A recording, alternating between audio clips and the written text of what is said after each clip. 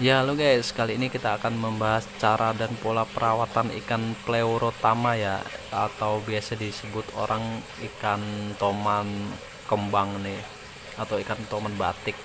Nah, kalau saya pribadi guys ya, kalau ikan pleuro ini paling gampang banget ikan stres ya. Jadi kita itu langkah pertama kalau kita baru beli ikan ini, apalagi size-nya udah lumayan gede nih guys ya.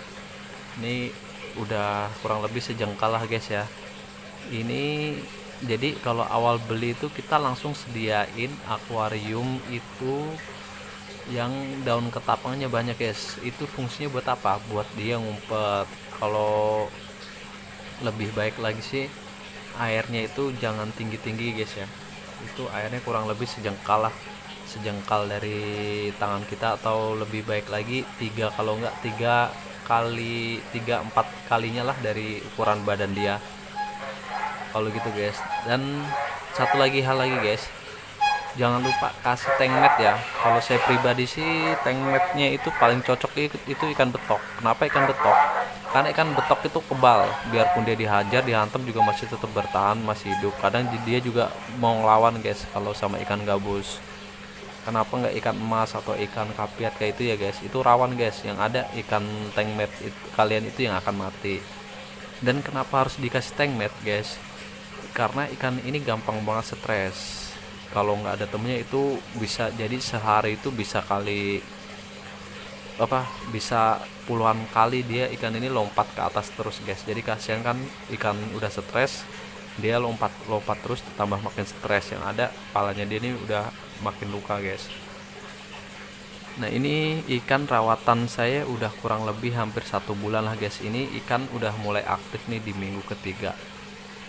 Aktifnya ikan ini tuh ya kayak gini, udah mau ke atas permukaan, udah mau apa, nguber empan kalau kita kasih gitu guys. Yang penting ikan udah mau di tengah di atas lah guys, nggak ngumpet mulu. Soalnya kemarin-kemarin itu kalau baru ikan baru datang itu pasti dia kerjanya ngumpet, dikasih makanan juga, biarpun ada ikan emas 3 ekor 2 ekor itu nggak mungkin dimakan guys sama dia, malah dicuekin sama dia.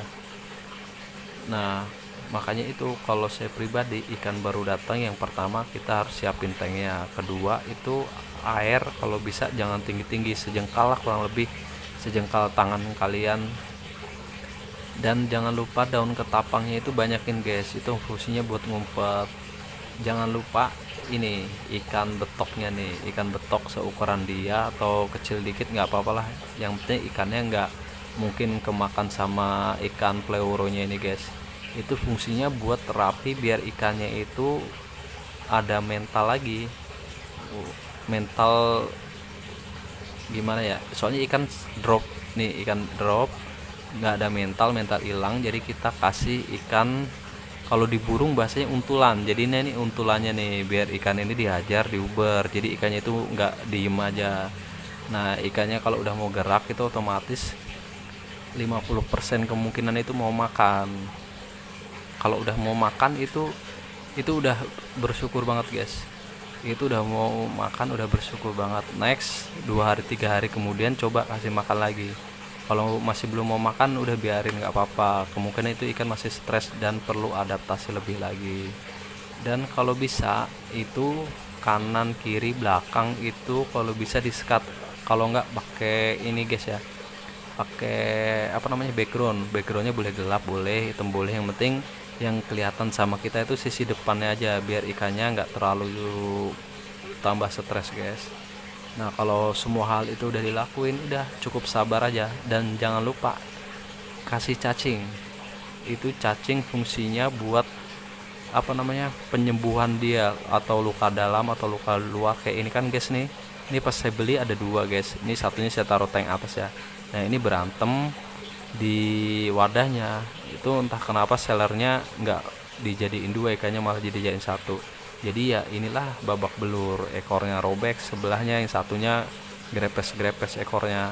Dan dua-duanya sih alhamdulillah udah mulai settle sih guys. Ini udah aktif dua-duanya. Ini udah mau 1 bulan sih saya keep. Ikan udah mau gerak, udah mau bermakanan. Yang terpenting sih itu guys, kalau ikan udah ibaratnya udah luka-luka itu, yang terpenting cacing. Cacing itu jangan sampai lupa, cacing merah. apalagi kalau dia udah mau makan. Itu paling bagus untuk pertumbuhan ekor-ekor dia tuh, ekor atau dorsal itu yang luka-luka cepet sembuhnya, dan tumbuhnya sih nanti pasti tumbuh sini, cuman nggak sebagus kalau ikan nggak cacat ya. Kemungkinan kelihatan bagus sih, kemungkinan besar ada, cuman kita nggak tahu ini nanti bakal jadinya kayak gimana.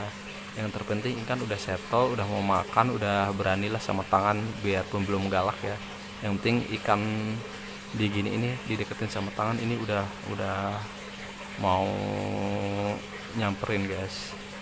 Nah itu sih tips yang penting, itu yang penting jangan lupa kontengnya guys ya, sama air ketapang itu harus wajib, karena buat net normalin pH air ya, bukan buat naikin warna ikan tapi buat netralin pH air, biar pH airnya itu stabil di angka 7 terus guys, nggak naik turun. Ini saya keep pleuro ada 3 ya, ini salah satunya, ini yang 2 lagi sama saya konten juga sama ikan betok, satunya lagi tuh sama ikan Oscar, karena yang saya konten sama ikan Oscar itu masih kecil sih, kurang lebih 15 sentian. Oke gitu dulu sih guys untuk pola dan treatment perawatan ikan pleuro biar mau bertahan hidup sampai aktif kayak begini. Ini saya samping-sampingin sama ini sih ikan striata saya nih. Ini ikan striata saya yang waktu itu saya coba ini guys, eksperimen itu pakai dasaran putih itu jadi kayak gimana. Nah setelah itu gagal, bukan gagal sih, istilahnya nggak ada efek apa-apanya lah terhadap ikan ini. Ya udah saya ganti pasirnya lagi, pasir hitam, dan saya sekat kasih ikan pleuro ini. Karena kenapa waktu itu masih saya satuin, sama yang satunya itu lama adaptasinya. Setelah saya sekat, saya pisahin, saya kasih ikan betok, itu udah mulai semingguan lah, udah mulai naik ke permukaan, dikasih makan udah mau nyamber sih guys. Oke guys, next video kita akan bahas soal pola perawatan dan treatment ikan maru ya biar galak.